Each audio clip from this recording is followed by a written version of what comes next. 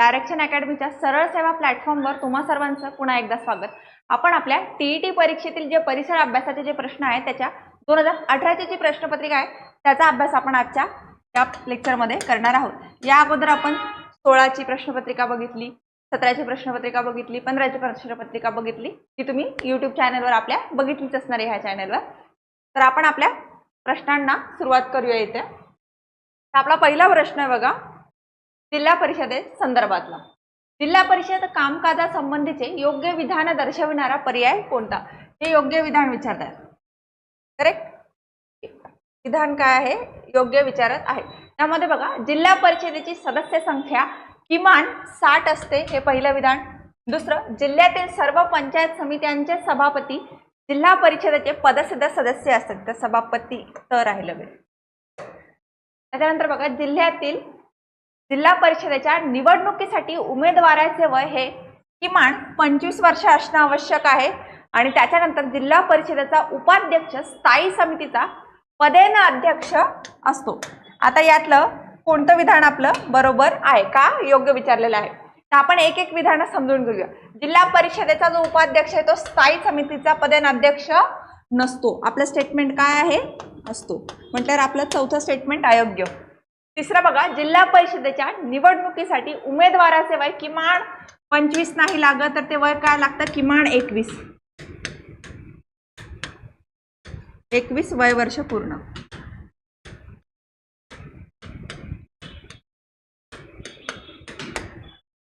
तर तिसरं स्टेटमेंट पण गेलं आपलं।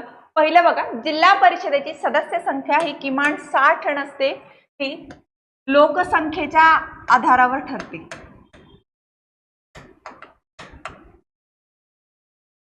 आणि योग्य स्टेटमेंट आहे आपलं पर्याय क्रमांक 2। जिल्हा परिषदेतील सर्व पंचायत समित्यांचे सभापती हे जिल्हा परिषदेचे पदसिद्ध सदस्य असतात। आता हे तर झालं आपल्या ह्या स्टेटमेंट्स बद्दल। ओके, आता आपण जिल्हा परिषद जी आहे त्याबद्दल बघून घेऊया।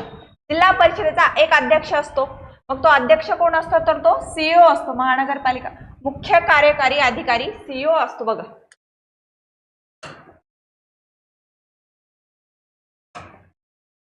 जिल्हा परिषद 73 कॉन्स्टिट्यूशनल अमेंडमेंट, संविधानिक सुधारणा जी आपली झालेली पंचायत समितींसंदर्भात तिथे त्याच्याशी संबंधित आहे। जिल्हा परिषदेचा अध्यक्ष कोण असतो? सीईओ मुख्य कार्यकारी अधिकारी, IAS अधिकारी।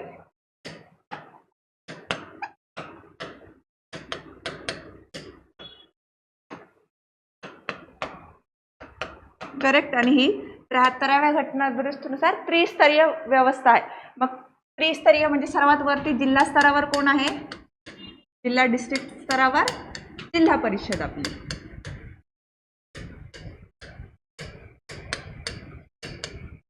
बरोबर। त्याच्यानंतर दुसरी लेयर आहे आपला तालुका स्तर। तालुका स्तरावर कोण आहे? पंचायत समिती।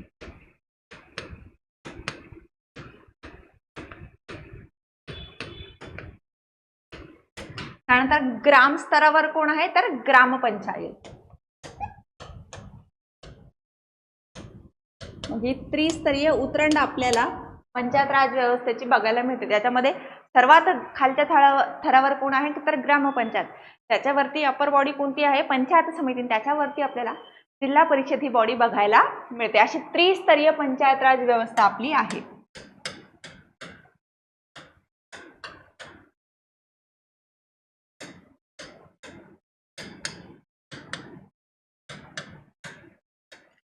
व्यवस्था आपल्या महाराष्ट्रामध्ये आपल्याला बघायला मिळते। स्क्रीनवर थोडं बरंच लिहिलं गेलेलं आहे प्रश्नपत्रिकेमुळे, पण आपण समजून घेणं आवश्यक ठरेल। त्यानंतर बघा, जे विद्यार्थी नवीन आहेत आपल्या चॅनलवर त्या सर्व विद्यार्थ्यांसाठी सूचना आहे, हे काय आपण PYQ सिरीज घेतोय परिसर अभ्यास। परिसर अभ्यास हा जो घटक आहे का त्याची, यामध्ये तुम्हाला चॅनलवर मागे 3 व्हिडिओ अपलोड झालेले आहेत। टेलिग्राम चॅनलची लिंक आहे, त्याच्यावर तुम्हाला त्याची PDF मिळून जाईल। आणि आता हे 2018ची प्रश्नपत्रिका आपण सोडवतोय, पण ह्या PYQ बरोबरच नवीन प्रश्नांचा सराव पण तुमच्यासाठी महत्त्वाचा आहे। तर त्यासाठी मग तुम्हाला पेपर 1 च्या 10 आणि पेपर 2 च्या 10 अशा एकूण 20 टेस्ट अवेलेबल करून देण्यात आलेल्या आहे, मात्र 200 99च्या माफक दरामध्ये. तर डिस्क्रिप्शन बॉक्समध्ये तुम्हाला ॲपची लिंक आहे, तिथून तुम्ही direct access test series purchase करण्यासाठी करू शकता. आपण आपल्या प्रश्नांकडे वळूया. दुसरा प्रश्न आहे बघा आपला, भारतीय राज्यघटनेतील मूलभूत अधिकार खालील पर्यायांपैकी कोणता? फंडामेंटल राईट्स बद्दल विचारलेलं आहे की खालीलपैकी कोणता फंडामेंटल राईट आहे, मूलभूत अधिकार आहे. तर त्यामध्ये पहिलं बघा, माहितीचा अधिकार, मतदानाचा अधिकार, घटनात्मक उपाययोजनेचा अधिकार की मानवाधिकार. तर फंडामेंटल राईट्स जे घटनेत नमूद केलेले ते म्हणजे काय, घटनात्मक उपाययोजनेचा अधिकार, जो सर्वोच्च न्यायालयाला अधिकार देतो कशाचा, आपल्याला मूलभूत हक्कांच्या संरक्षणासाठी. मग त्याच्यामध्ये काय काय करू शकते ते, बंदी प्रत्यक्षीकरण कलम 32 नुसार कोणाला अधिकार आहे, माननीय सुप्रीम कोर्टला, सर्वोच्च न्यायालयाला तो अधिकार. मग त्यामध्ये काय काय करू शकतो, बंदी प्रत्यक्षीकरण, परमादेश, उत्प्रेषण, अधिकार पृच्छा,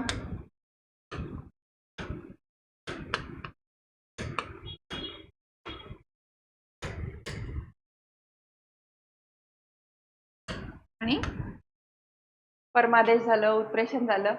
त्याचबरोबर कलम 32 जे, त्याचबरोबर आपल्याला 226 अंतर्गत आपल्याला हायकोर्ट्सला सुद्धा असे अधिकार आपल्याला बघायला मिळतात. आणि त्याच्यानंतर बघा इतर अधिकार जे आहेत आपले, अधिकार पृच्छा, परमादेश, बंदी प्रत्यक्षीकरण, त्याच्या सोबतच कलम 32च्या व्यतिरिक्त आता हे उर्वरित जे 3 अधिकार आहेत बघा आपले, मानवाधिकार जे बघतो आपण, 10 डिसेंबरला आपण मानवाधिकार दिन साजरा करतो, बरोबर. त्याच्यानंतर माहितीचा अधिकार आपण आता 2008 पासून सुरू केला, RTI जे आपण दाखल करतो बघा, RTI. आणि मतदानाचा अधिकार आपल्याला स्वातंत्र्यापासूनच मिळालेला आहे.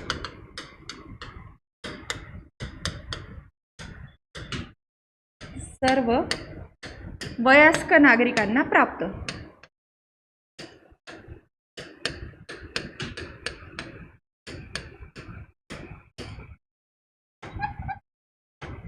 बरोबर. सुरुवातीला हे वय काय होतं मतदानाच्या अधिकाराचं, 21. आता सध्या आपण किती बघतो, 18 वर्ष. आणि भारत हा जगातील एकमेव देश आहे की ज्यानं कोणताही भेदभाव न करता प्रत्येक भारतीय नागरिकाला, तो सुशिक्षित असो, साक्षर असो की निरक्षर असो, स्त्री असो, पुरुष असो, कोणत्याही जाती धर्मातील असो, कोणत्याही पंथातील असो, त्या सर्वांना मतदानाचा अधिकार एकाच वेळी आपण प्रोव्हाइड केलेला आहे. त्यानंतर पुढचा प्रश्न बघूया, न्यायालय असणारे ठिकाण खालीलपैकी कोणते? पर्याय क्रमांक 1 शिलाँग, दुसरं कोहिमा, तिसरं एन्जॉय आणि चौथं इटानगर. तर याचं बघा तर आहे पर्याय क्रमांक 1 शिलाँग, मेघालय उच्च न्यायालय.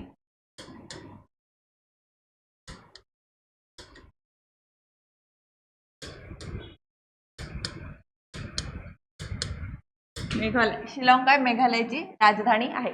आता उर्वरित 3 जे आहेत का त्यांच्या ईशान्य भारतीय राज्यांच्या राजधानी, तर मग त्या पण आपण एकदा इथे बघून घेऊ. कोहिमा कशाची, नागालँड. त्याच्यानंतर एन्जॉय कशाची, आपली मिझोरम. त्याच्यानंतर इटानगर कशाची, अरुणाचल प्रदेश.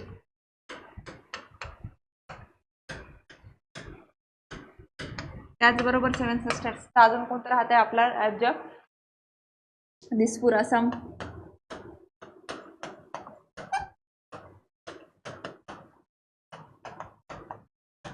अगरताळा त्रिपुरा.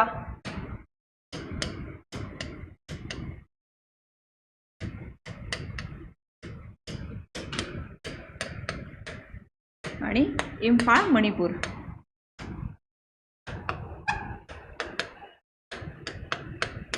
या नॉर्थ ईस्ट स्टेट्सच्या कॅपिटल आहेत. आणि अजून एक आहे बघा ह्याच्यातलं, एक साईडला असं छोटं असलेलं आपलं सिक्कीम, गँगटॉक.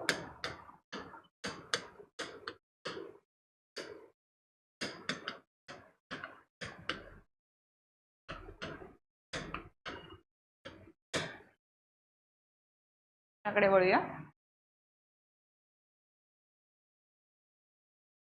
संयुक्त राष्ट्राशी, युनायटेड नेशन्सची संलग्न असणाऱ्या कोणत्या संघटनाचे मुख्यालय व्हिएन्ना येथे आहे खालीलपैकी?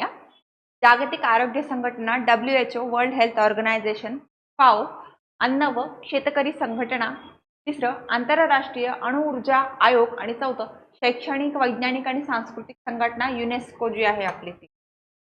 तर याचं उत्तर आहे बघा पर्याय क्रमांक 3 अणु ऊर्जा आयोग. यांना इथे त्याचं मुख्यालय बघायला मिळतं. WHO मुख्यालय आपल्याला कुठे बघायला मिळते? जिनेवा या ठिकाणी.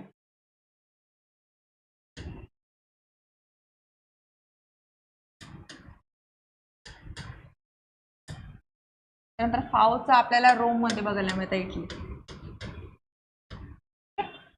प्रश्न वस्त्रांशी संबंधित गटात न बसणारा पर्याय. आता हा थोडा कॉमन सेन्स आणि लॉजिक जर आपण लावलं तर ह्याचं उत्तर आपल्याला सहज मिळतं. गटात न बसणारा ऑड मॅन आउट आपल्याला सांगायचा आहे याच्यात. त्यात बघा म्हैसूर सिल्क, लखनवी चिकन, हिमरू आणि कडियल. म्हैसूर सिल्क कापडाचा प्रकार आहे, करेक्ट. त्याच्यानंतर जर बघायला गेलं आपण तर लखनवी चिकन, हिमरू आणि कडियल. आता म्हैसूर सिल्क, हिमरू आणि कडियल आणि लखनवी चिकनकारी. चिकनकारी काय भरत कामाचं उदाहरण आहे जे यूपी मध्ये आपण बघतो. उर्वरित तिघ काय कपड्याचा प्रकार. तर पर्याय क्रमांक 2 लखनवी चिकन हे आपलं योग्य उत्तर. त्यामध्ये बघा वस्त्रांशी संबंधित गटात न बसणारा पर्याय. तर मग त्यामध्ये आता ही जी चिकनकारी जी आहे लखनौची, ही काय भरतकाम करून होणारं काम आहे आणि उर्वरित जे आहेत का ते काय कपड्याचे प्रकार आहेत, कापड आहे वेगवेगळे. आता आपण बघतो हिमरू सिल्क आपल्या महाराष्ट्रामध्ये आपण बघतो, मैसूर सिल्क आहे, कडियाल आहे, लखनवी चिकनकारी हे काय भरत कामाचं उदाहरण आहे बघा. अगदी कोरीव काम त्या कपड्यावर करवलं जातं, सजवलं जातं त्या कपड्याला, त्याच्यामध्ये सुंदर नकाशी त्याच्यावर केलेली जाते, जे आपल्याला लखनौ मध्ये उत्तर प्रदेशमध्ये बघायला मिळते.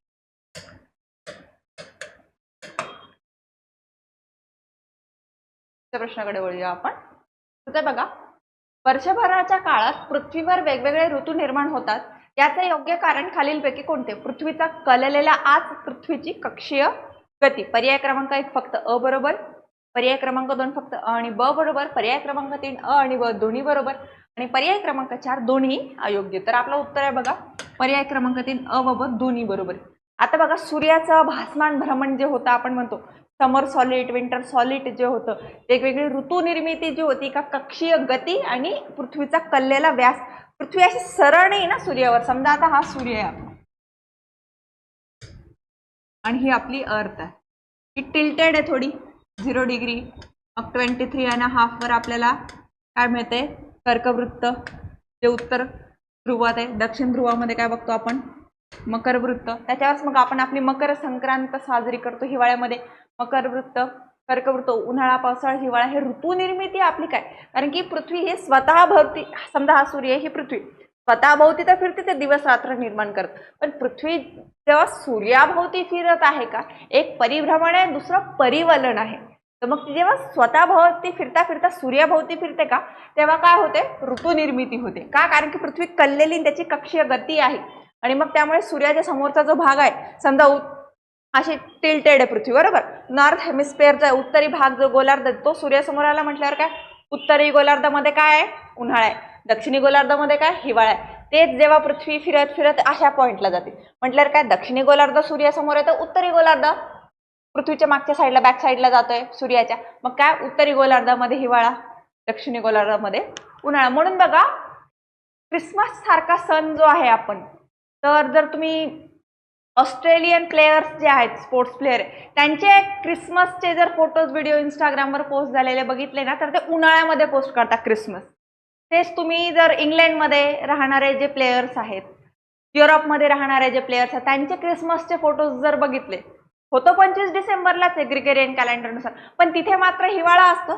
पण ऑस्ट्रेलियन प्लेयर जे बघतो का आपण, तिथे मात्र आपल्याला उन्हाळा बघायला मिळतो. त्याचं कारण काय की पृथ्वीचा जो कललेला आस जो आहे, व्यास जो आहे का, ती टिल्टेड आहे आपली पृथ्वी हे आणि कक्षीय गती त्याची जी आहे ती त्याला कारणीभूत आहे ऋतू निर्मितीसाठी. आय होप तुम्हाला हे लक्षात आलं असावं.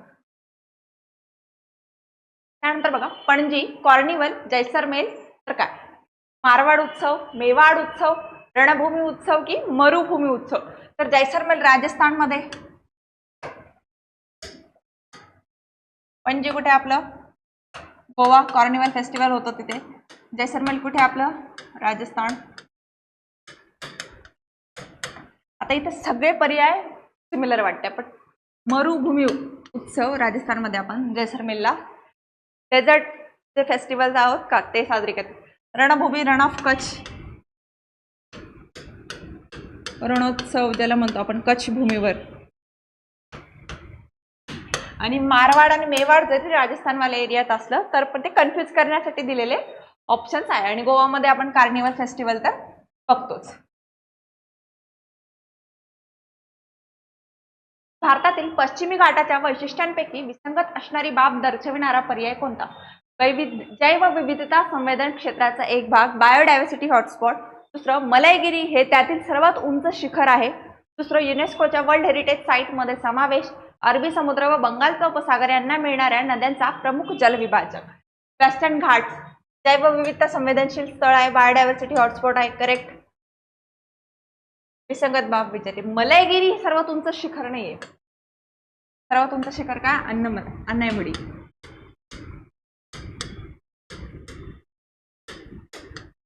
जे केरळमध्ये बघायला मिळतं. पर्याय क्रमांक 2 तर आहे. मलयगिरी कुठे, पूर्वी घाटाचा भाग आहे. आपल्याला काय, पश्चिमी घाट. करेक्ट. आणि मलयगिरीची लोकेशन काय, ओडिसा.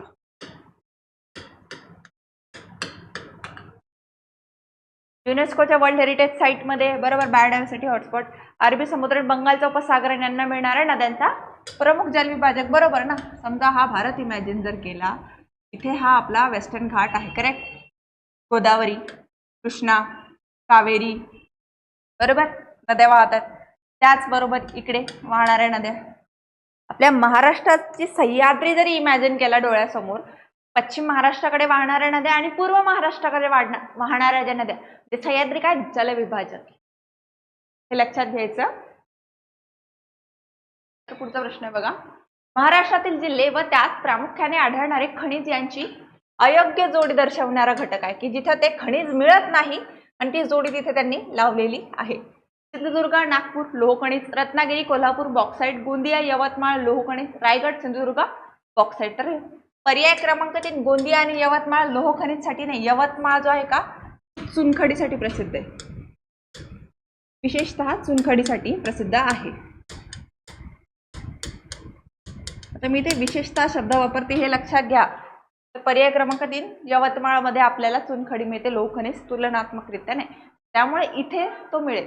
कारण की सिंधुदुर्ग आणि नागपूरमध्ये आपल्याला लोहखनिज मिळतं. रत्नागिरी, कोल्हापूर तर तो पूर्ण बेल्टच आहे. आपण पालघर पासून जर बघितलं तर बॉक्साईटसाठी पालघर, ठाणे, रायगड, रत्नागिरी, सिंधुदुर्ग, कोल्हापूर हा बॉक्साईटचा पूर्ण बेल्ट आहे आपला. म्हटल्यावर दुसरा आणि चौथा ऑप्शन तर कसंच चुकत नाही. आणि लोहखनिजसाठी सिंधुदुर्ग आणि त्याच्यानंतर काय, आपण तो यू शेप काढतो बघा, एल आणि यू. गोंदिया, गडचिरोली, चंद्रपूर हे जे बघतो का आपण नॉर्थ साईडला, भंडारा वगैरे, इथे आपल्याला ते लोहखनिजासाठी आपल्याला बघायला मिळतात. त्या अनुषंगाने तिसरं पर्याय जो आहे ते आपलं योग्य उत्तर इथे ठरेल. पुढचं बघा. राष्ट्रीय महामार्ग जात नसलेल्या महाराष्ट्रातील जिल्ह्यांचा गट दर्शविणारा पर्याय. एकही नॅशनल हायवे त्यातनं जात नाही असा गट ओळखायचा आहे. पर्याय पहिला गट बघा, परभणी, हिंगोली, लातूर. दुसरं यवतमाळ, गडचिरोली, नांदेड. तिसरं गडचिरोली, लातूर आणि नांदेड.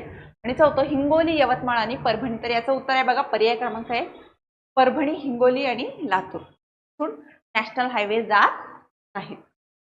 आता हा जो प्रश्न आहे का, तो आपण हॅशटॅगच समजूया. कारण की जेव्हा टीईटीने याचं उत्तर दिलं का, ते 2 आन्सर्स दिलेले आहेत. तर त्यात प्रश्न समजा, नकाशाशी संबंधित समोच्चता दर्शक रेषांची वैशिष्ट्ये. तर त्यामध्ये त्यांनी वैशिष्ट्य सांगितलेली बघा. समोच्चता दर्शक रेषा या समुद्र सपाटीपासून समान उंचीवर असणारी ठिकाणे जोडणाऱ्या वास्तव रेषा आहेत. दुसरं स्टेटमेंट, समोच्चता दर्शक रेषांमधील अंतर जास्त असल्यास त्या ठिकाणचा उतार मंद असतो. तिसरं, भूरचनेची लांबी व रुंदी दर्शविण्यासाठी प्रामुख्याने समोच्चता रेषा दर्शक रेषांचा वापर करतात. आणि चौथं, समोच्चता रेषांदरम्यान रंग हा त्या ठिकाणच्या उंचीनुसार ठरतो. आता इथं पहिलं आणि तिसरं स्टेटमेंट सपशेल चुकीचं आहे, परंतु दुसरं आणि चौथं दोन्ही स्टेटमेंट योग्य आहे समोच्चता रेषा संदर्भात. त्यामुळे त्यांनी आन्सर देताना दुसरं आणि चौथं असे 2 पर्याय आपल्याला दिलेले आहेत. जर तुम्ही टीईटी PYQचं क्वेश्चन बुकलेट जर वाचत असाल परीक्षेच्या दृष्टीने, कारण की PYQ वाचणं तुमच्यासाठी फार महत्त्वाचं आहे, तर तुम्हाला हे 2 आणि 4 दोन्ही उत्तर इथे दिलेल्या बघायला मिळतात. बघा, सुंदरी, कांदळ व तीवर या वनस्पती प्रामुख्याने खालील पर्यायांपैकी सर्वात आढळतात. उष्ण प्रदेशीय आर्द्र पानझडी वने, उष्ण प्रदेशीय काटेरी वने, खारफुटीची वने, उष्ण प्रदेशीय शुष्क पानझडी वने. तर सुंदरी आणि काळंदवन तीवर जरी लक्षात नाही आलं, पण सुंदरी आणि काळंदवन तर तुम्हाला लक्षात आलंच असावं. ते काय, मँग्रोव्ह फॉरेस्ट ज्यांना म्हणतो आपण, खारफुटी वनांचा समावेश त्याच्यामध्ये होतो. आता महाराष्ट्रामध्ये आपण सिंधुदुर्गमध्ये, मालवणमध्ये बघतो सर्वात जास्त काय आपलं सुंदरबनचा डेल्टा जो आहे आपला पश्चिम बंगालचा, त्याच्यानंतर अंदमान निकोबारमध्ये बघायला मिळते आहे आपल्याला, त्याच्यानंतर आपल्याला लक्षद्वीप बेटांमध्ये आपल्याला मँग्रोव्ह फॉरेस्ट बघायला मिळत आहे. आणि जगातलं सगळ्यात चांगलं कोणतं, आपण ऑस्ट्रेलियाचा ग्रेट बॅरियर जे आहे का ते बघू शकतो.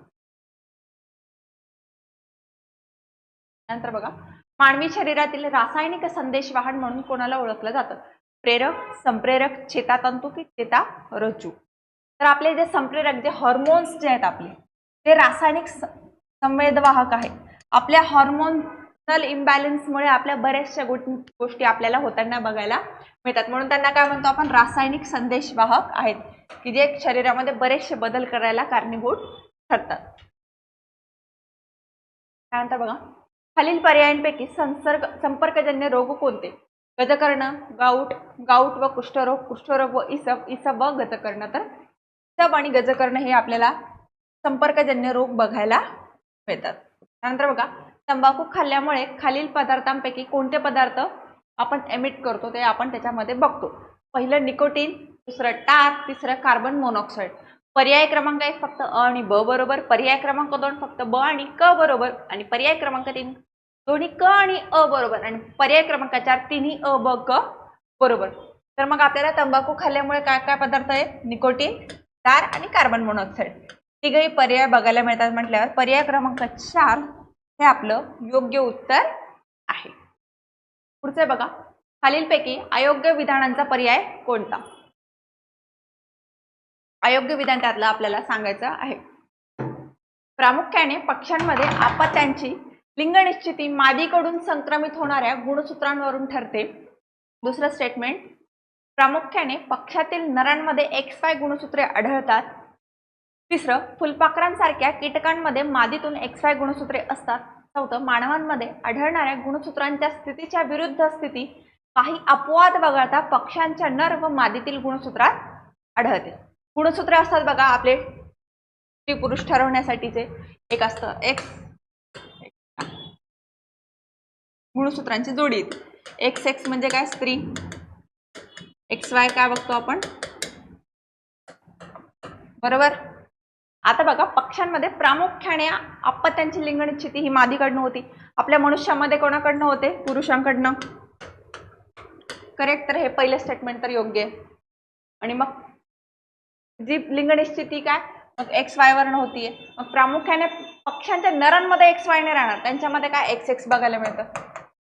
पर्याय क्रमांक 2 हे आपलं योग्य उत्तर आहे, कारण की काय अयोग्य विधान विचारलेलं आहे. बटाटे व कांदे यांसारख्या भाज्यांना कोंब येऊ नये व नासू नये म्हणून कशाचा वापर करतात? श्राव्यातील ध्वनी, अल्ट्राटॉनिक साऊंड, कॉमलायझेशन पद्धत, गॅमा किरणांचा मारा आणि पाश्चरायझेशन पद्धत. तर पाश्चरायझेशन पद्धतीमुळे त्यांना आपण कोंब वगैरे जे येतात का त्यांच्यापासून वाचवू शकतो, पाश्चरायझेशन पद्धती. त्यानंतर बघा, खालील कारण आणि परिणाम यांचा अर्थ लक्षात घेऊन योग्य पर्याय निवडा. समुद्राच्या पाण्याची घनता जास्त असते, परिणाम समुद्राच्या पाण्यात पोहणे सोपे होते. फक्त अयोग्य, फक्त ब योग्य, फक्त ब दोन्ही योग्य आणि दोन्ही अयोग्य. तर पर्याय क्रमांक 3 आपलं दोन्ही योग्य आहेत.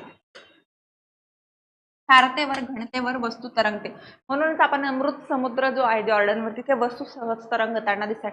डेन्सिटी जास्त का? क्षारतेमुळे. बघा, परिसंस्थेतील विघटक या घटकांची वैशिष्ट्ये कोणती? स्वयंपोषी असतात, परिसंस्थेतील तृतीयक भक्षक असतात, परिसंस्थेतील उत्पादक गटांच्या कार्यास मदत करतात, असेंद्रिय पदार्थांचे सेंद्रिय पदार्थात रूपांतर करतात. तर ते काय, परिसंस्थेतील तृतीयक भक्षक जे आहेत का ते असतात विघटक. पर्याय क्रमांक 2 हे योग्य उत्तर आहे. आता परिसंस्थेतील भक्षक बघतो बघा आपण. पिरॅमिड आहे आपला. प्राथमिक भक्षक जे काय स्वयंपोषित जे उत्पादक बघतो आपण. त्यानंतर द्वितीयक, तृतीयक.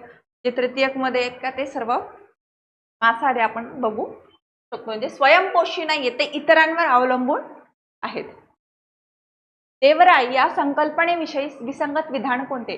महाराष्ट्रातील वन संवर्धनाचा पारंपरिक प्रकार, धार्मिक पर्यटन स्थळ, देवांचे वन, वनस्पती व प्राणी संरक्षणाचा दृष्टिकोन. तर देवराई म्हणजे काय, देवांचे वन. आपण याच्या माध्यमातून काय पवित्र उपवन म्हणून म्हणतो त्यांना बघा.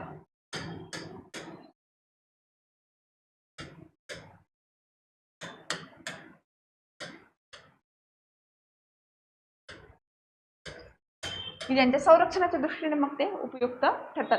आता बऱ्याचशा मंदिरांमध्ये बघा असे झाडं लावलेली असतात. त्याचबरोबर स्मशानभूमी वगैरे जे असतात त्यांच्या आजूबाजूला झाडी लावलेली असतात. त्यांचा सर्वांचा समावेश या पवित्र उपवनांमध्ये होत असतो. माणूस सुरुवातीच्या प्राचीन काळात बोरुने खालील पर्यायांपैकी कशावर लिहित असेल? कुमकुमपत्र, कच्च्या विटा, पत्रगुच्छ की शिळा. आता ते पत्रगुच्छ जे होते का पानांवर ते लिहित होते. त्यानंतर पुढचं बघा. इतिहासाच्या संदर्भाने प्राक या शब्दाचा नेमका अर्थ कोणता? पूर्वीचा, पूर्वेकडील, पंडित की पुरोगामी. म्हणजे प्राक म्हणजे काय, प्राचीन, पूर्वीचा, जुना.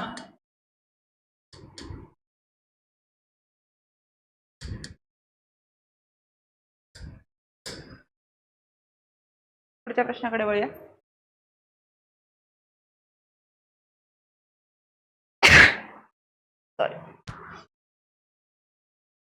व्यक्ती आणि त्यांच्या कार्यकाळ लक्षात घेऊन योग्य कालानुक्रम लावणारा पर्याय. आता ह्यांना काय आपल्याला क्रोनॉलॉजीने लावायचा आहे, क्रम लावायचा आहे त्याचा.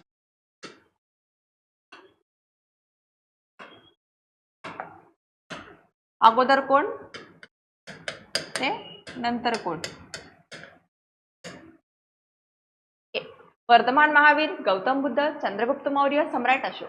गौतम बुद्ध, वर्धमान महावीर, चंद्रगुप्त मौर्य, सम्राट अशोक. गौतम बुद्ध, वर्धमान महावीर, सम्राट अशोक, चंद्रगुप्त मौर्य. वर्धमान महावीर, गौतम बुद्ध, सम्राट अशोक आणि चंद्रगुप्त मौर्य. आता एक माहिती बघा. चंद्रगुप्त मौर्याचा मुलगा आणि त्याचा नातू कोण? अशोक. म्हटल्यावर आपल्याला चंद्रगुप्त मौर्य पहिले असायला हवा आणि अशोक नंतर. तर मग एलिमिनेशनने जाऊया आपण. पर्याय क्रमांक 3 मध्ये बघा अशोक पुढे आहे, चंद्रगुप्त मौर्य नंतर आहे. चौथ्या पर्यायामध्ये पण सेम तसंच होतं. म्हटल्यावर आपण 50-50 वर आलो. करेक्ट.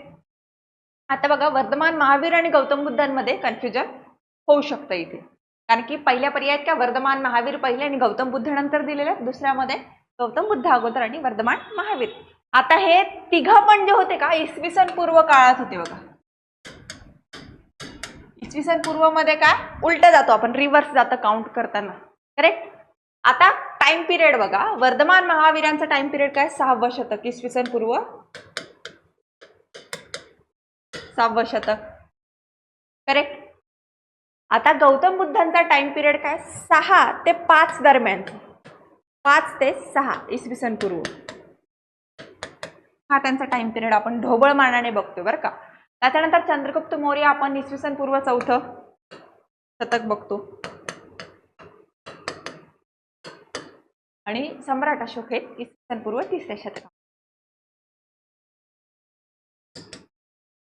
चंद्रगुप्त मौर्य आणि अशोक बद्दल तर कन्फर्म आहे 4थं आणि 3रं. परंतु प्रॉब्लेम कुठे होते? गौतम बुद्ध आणि वर्धमान महावीरांच्या स्टेटमेंटमध्ये.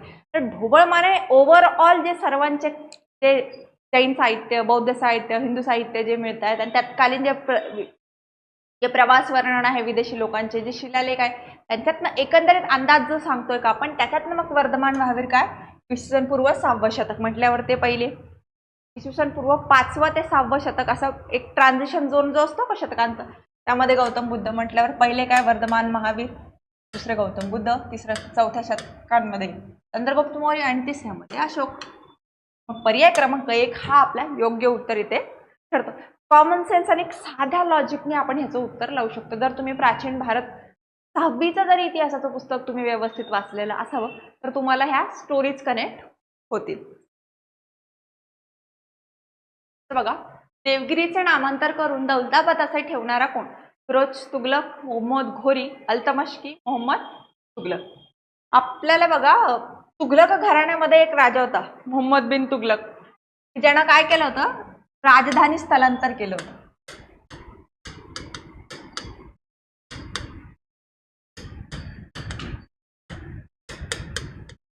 कुठून? दिल्ली ते देवगिरी, आणि तिथून मग त्यांनी देवगिरीचं नाव बदलून दौलताबाद ठेवलेलं आहे. आणि हा देवगिरीला कुठे? पल्लवी यादव राजांच्या काळामध्ये तो बनवण्यात आलेला होता.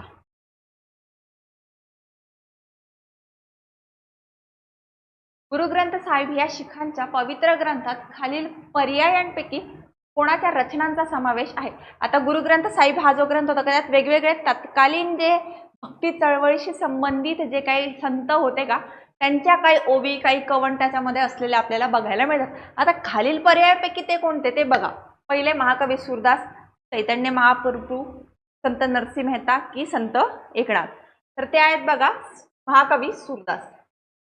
गुरुग्रंथ साहिब जे आहे का त्याच्यामध्ये सूरदास यांचा समावेश. आपल्या महाराष्ट्रामध्ये काय? आपले संत नामदेव. इथं काय? एकनाथ दिलेलं.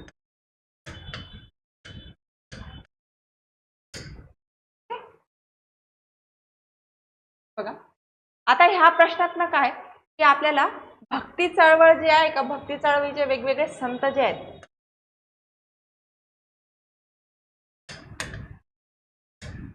त्याचे जे वेगवेगळे संत परंपरा, त्याचे जे संत जे आहेत का त्यांचं कार्यक्षेत्र कोणत्या एरियामध्ये होतं, त्यांनी कोणता ग्रंथ वगैरे कशाच्या माध्यमातून समाज प्रबोधन, शिकवण दिली, जागृती केली, ते आपण एकदा एक नजर ओव्हरव्ह्यू करणं फार गरजेचं आहे परीक्षेच्या दृष्टीने.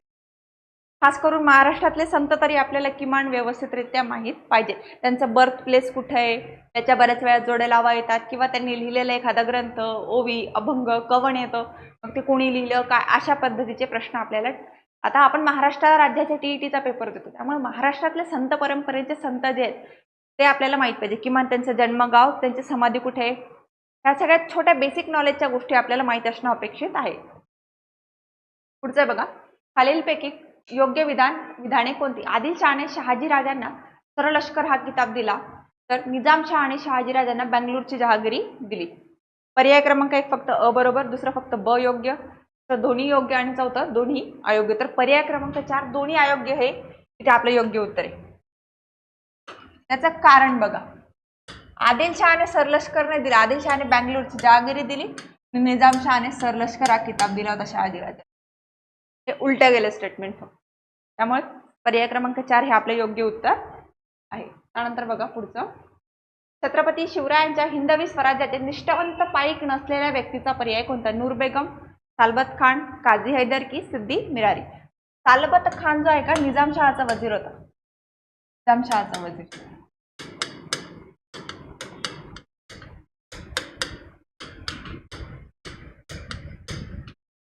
हे उर्वरित जे नूरबेग, काझी हैदर, सिद्दी मिरारी हे निष्ठावंत पाईक म्हणून आपण ओळखतो. पुढचं बघा, शिवरायांच्या अष्टप्रधान मंडळातील कोणाला युद्धप्रसंगी लढाई करावी लागत असे? अमात्य व सचिव, अमात्य व पंडितराव, न्यायाधीश व सचिव व न्यायाधीश व पंडितराव? तर अष्टप्रधान मंडळातील अमात्य आणि सचिव जे होते का त्यांना युद्धात सहभाग व्हावं लागत होतं. आता इथे एक गोष्ट लक्षात घ्या, मागच्या प्रश्नपत्रिकांमध्ये पण आणि आजच्या प्रश्नपत्रिकांमध्ये पण प्रशासन व्यवस्था जी आहे, मराठा प्रशासन, आणि खास करून अष्टप्रधान मंडळ शिवाजी महाराजांच्या काळात, याच्यावर आपल्याला वारंवार प्रश्न बघायला मिळतात. मागच्या 3 प्रश्नपत्रिकांमध्ये पण त्याच्यावर प्रश्न आहे. तर मग शिवाजी महाराजांच्या टाइम पिरियड मधले असलेल्या ज्या काही गोष्टी आहेत त्या आपण एकदा नजरेखालून व्यवस्थित रिव्हिजन करणं कधीही चांगलं ठरेल, म्हणजे आपल्याला परीक्षेच्या दृष्टीने त्याचा नक्कीच फायदा होईल. नंतर पुढचा प्रश्न बघा, छत्रपती शिवाजी महाराजांनी पहिल्यांदा केलेल्या सुरतेवरील स्वारीचे प्रमुख कारण कोणते? आपण 2 स्वारी केलीत सुरतवर, पहिली केली आणि दुसरी केली. पहिली कधी केली? 1664 मध्ये, 1664 मध्ये. ओके, आता टाइम पिरियड लिहिला, आता तुम्हाला योग्य उत्तर लगेच लक्षात यायला हवं. पुरंदरच्या तहात मुघलांना दिलेले किल्ले प्रदेश परत घेण्यासाठी, सिद्दी जोहरवर वचक बसवण्यासाठी, शाहिस्ते खानाच्या 3 वर्षाच्या राजवटीत जी शाहिस्ते खानाची स्वारी आली होती त्याच्यात झालेलं नुकसान भरपाई करून घेण्यासाठी आणि आग्रा भेटीत झालेल्या अपमानाचा बदला घेण्यासाठी. तर पहिली स्वारी जी का शाहिस्ते खानाने जी उद्ध्वस्त केलेलं स्वराज्य होतं, स्वराज्याच्या लाल किल्ल्यात ठाण मांडून बसलेला होता तो, तर त्यावेळी 3 वर्षात जी त्याने लुटालूट केली, जी जनतेची नासधूस केली, पिकांची नासधूस केली, महाराष्ट्र जो बेचिराग केला तो वसूल करण्यासाठी आपण सुरतेवर स्वारी केलेली बघायला मिळते, जी 1664 मध्ये झालेली बघायला मिळते. तर कमेंट सेक्शन मध्ये दुसरी सुरतची स्वारी कधी झाली ती आपण सर्वांनी सांगायची आहे. आपला शेवटचा प्रश्न बघा हा. छत्रपती शिवाजी महाराजांच्या राज्याभिषेक प्रसंगी श्री राजा शिवछत्रपती ही अक्षरे कोरलेली नाणी पाडण्यात आली होती, बरोबर. मग ती कोणती? सोन्याचा होण की तांब्याची शिवराई? सोन्याची शिवराई की तांब्याचा होण? सोन्याचा होण की सोन्याची शिवराई? आणि तांब्याची शिवराई की सोन्याचा होण? होण आणि शिवराई काढली होती महाराजांनी हे आपणा सर्वांना जवळपास ठाऊक आहे, परंतु सोन्याचं कोणतं होतं आणि तांब्याचं कोणतं होतं? तर काय, शिवराई ही सोन्याची होती, तांब्याचं होण नाणं काढलेलं होतं की ज्याच्यावर काय लिहिलेलं होतं, श्री राजा शिवछत्रपती. करेक्ट. आता इथे एक गोष्ट लक्षात घ्या की शिवाजी महाराजांचं प्रशासन, शहाजी राजांचं प्रशासन, आणि मागच्याच प्रश्नपत्रिकामध्ये बघा बुधभूषण ग्रंथावर प्रश्न आलेला होता संभाजी महाराजांशी संबंधित म्हटल्यावर काय, मराठा प्रशासन संबंधित आपल्याला प्रत्येक पेपरमध्ये 2 ते 3 प्रश्न कंपल्सरी बघायला मिळतात. तर त्याचा आपण आढावा घेणं गरजेचं आहे इतिहासाच्या अनुषंगाने. त्यानंतर बघा हे आपण 2018चं जे PYQ जे आहे TET ते आपण इथे परिसर अभ्यास बघितलं. करेक्ट. तर सर्व विद्यार्थ्यांसाठी सूचना आहे, जे जुने आहेत त्यांना तर ठाऊकच असेल, पण जे नवीन विद्यार्थी चॅनलवर जुडलेले आहेत त्या सर्वांसाठी सूचना की आपण TET टेस्ट सिरीज लॉन्च केलेली आहे की ज्यामध्ये पेपर 1 आणि पेपर 2 चे असे 10 असे एकूण 20 टेस्ट आपण लॉन्च केलेले आहेत की ज्याची फीस तुम्हाला मात्र 299 रुपये असणार आहे. तर डिस्क्रिप्शन बॉक्समध्ये तुम्हाला ॲपची लिंक आहे, तिथून तुम्ही त्या टेस्ट सिरीज परचेस करण्यासाठी डायरेक्ट ॲक्सेस घेऊ शकता. त्याचबरोबर डिस्क्रिप्शन बॉक्समध्ये तुम्हाला अकॅडमीचा कॉन्टॅक्ट नंबर दिलेला आहे. तुमच्या ज्या काही समस्या असेल TET परीक्षेसंदर्भात किंवा इतर सरळ सेवेसंदर्भात तर तुम्ही तिथून आम्हाला संपर्क करून माहिती मिळवू शकताय. थांबूया आपण इथे आणि भेटूया आपल्या पुढच्या भागामध्ये TET टेस्ट सिरीजच्या सरावामध्ये. धन्यवाद.